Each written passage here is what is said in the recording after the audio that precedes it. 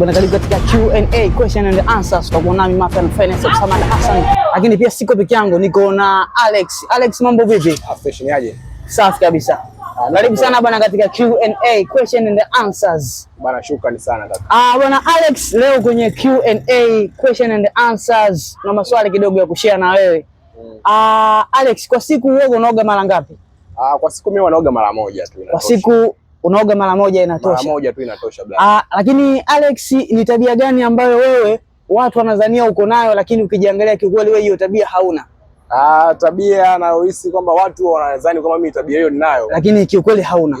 Ila sina, nadhani hapo tabia wanahisi labda mimi ni mtu ambaye nakasirika sana, yani wanahisi kama mtu ambaye ana hasira sana. Lakini in fact hauko hivyo. Nadhani wanachukulia hivyo kwa sababu wakiangalia mimi kidogo sababu tunaona simekaza hii blaza. Lakini Alex, hivi ukioga na stress, una msongo wa mawazo, kitu gani ambacho uoga unafanya ambacho kinaweza kukufariji?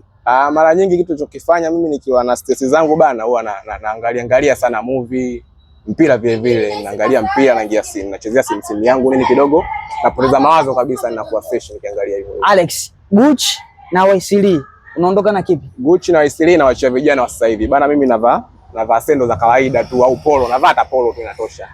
Alex, ni tabia gani ambayo ilikushawishi kwa mpenzi wako, labda ambayo uliona ikakuvutia kwake? Ni tabia gani?